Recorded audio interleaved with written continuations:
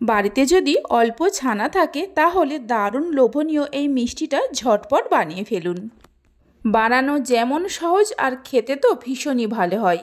আশা করি রেসিপিটা আপনাদের খুবই ভালো লাগবে। নমস্কার বন্ধুরা, রূপাস কিচেনে সবাইকে স্বাগতম। তাহলে চলুন দেখে নেওয়া যাক। শুরু থেকে শেষ পর্যন্ত দেখার জন্য আপনাদের কাছে অনুরোধ রইল। প্রথমে প্লেটের মধ্যে নিয়ে নেব 1 বাটি ছানা। 3 চামচের মতো সুজি দিয়ে দেব। এখানে আমি হাফ লিটার দুধের ভিনিগার দিয়ে ছানা কাটিয়ে নিয়েছিলাম। তারপর ছানাটা জল দিয়ে ভালো করে ধুয়ে নিয়ে ছানা থেকে জল ঝরিয়ে নিয়েছি।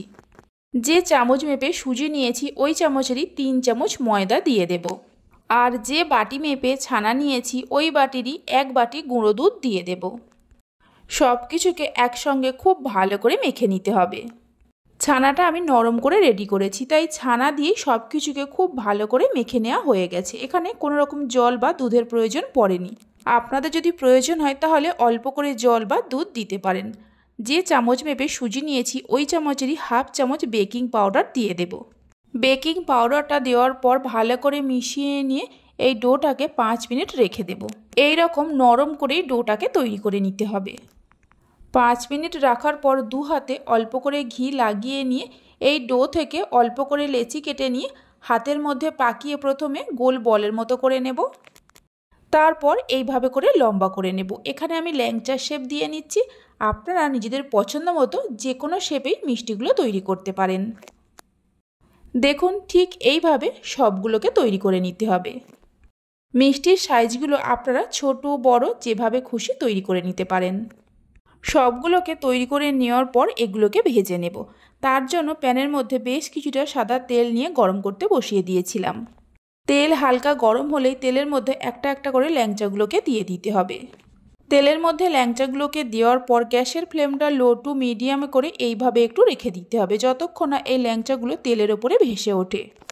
যখনই তেলের ওপরে ভেসে উঠবে উল্টে পাল্টে লাল লাল করে ভেজে নিতে হবে, গ্যাসের ফ্লেমটা লো টু মিডিয়ামে রেখে। একটু টাইম নিয়ে ভেজে নিতে হবে। হাই ফ্লেমে বা মিডিয়াম ফ্লেমে কখনোই ভাজতে যাবেন না, তাহলে ওপরটা খুব তাড়াতাড়ি লাল হয়ে যাবে আর ভেতরটা কাঁচা থেকে যাবে।